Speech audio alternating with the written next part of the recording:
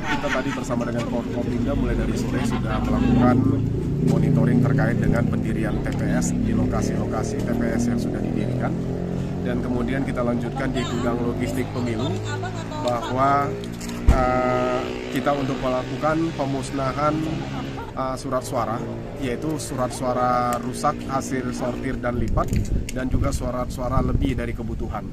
Jadi dengan rincian, yaitu surat suara presiden dan wakil presiden itu sebanyak 173 lembar, kemudian surat suara pemilu anggota DPR sebanyak 88 lembar, kemudian surat suara pemilu anggota DPD sebanyak 56 lembar, dan surat suara pemilu anggota DPRD Provinsi sebanyak 131 lembar, serta surat suara pemilu anggota DPRD Kabupaten Kota sebanyak 312 lembar.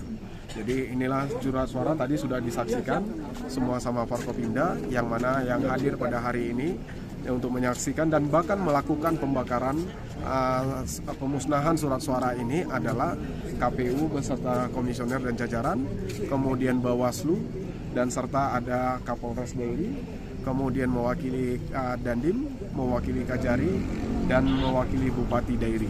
Jadi semua sudah hadir, bahkan juga rekan-rekan media juga menyaksikan pemusnahan surat suara tersebut.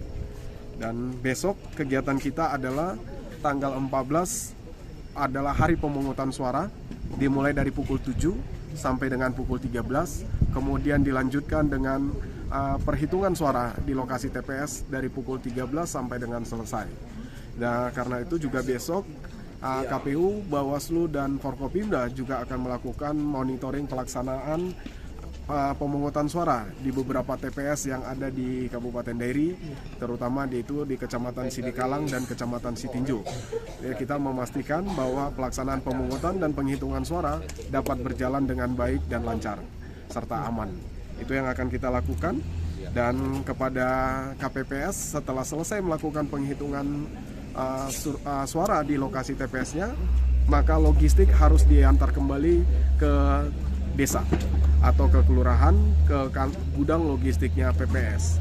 Dan kemudian di hari itu juga bagi PPS yang sudah terkumpul seluruh logistik dari seluruh TPS yang ada di desa atau di kelurahannya, hari itu juga bergerak kembali untuk ke lokasi gudang PPK yang ada di kecamatan.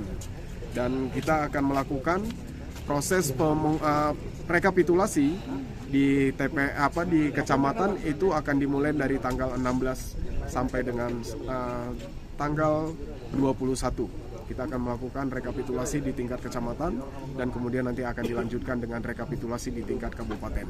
Itulah agenda kita di dalam besok dan beberapa hari ke depan. Untuk distribusi ke TPS kapan, Bang? Dari PPS? Untuk distribusi logistik hari ini semuanya sudah sampai di lokasi desa dan bahkan ada yang sudah sampai di lokasi TPS. Dan untuk logistik kita masih boleh untuk mendistribusikan sampai besok pagi sebelum pemungutan suara.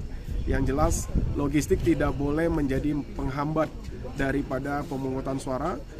Karena pemungutan suara dimulai pukul 7, maka logistik sudah harus tiba di lokasi TPS sebelum pukul 7 pagi.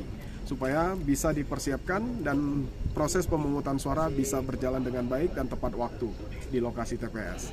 Jadi logistik TPS ini ada juga yang bergeraknya baru besok pagi. Karena lokasi TPS dekat dengan lokasi desa atau gudang logistik yang ada di desa. Oke. Download Tribun X sekarang. Menghadirkan lokal menjadi Indonesia.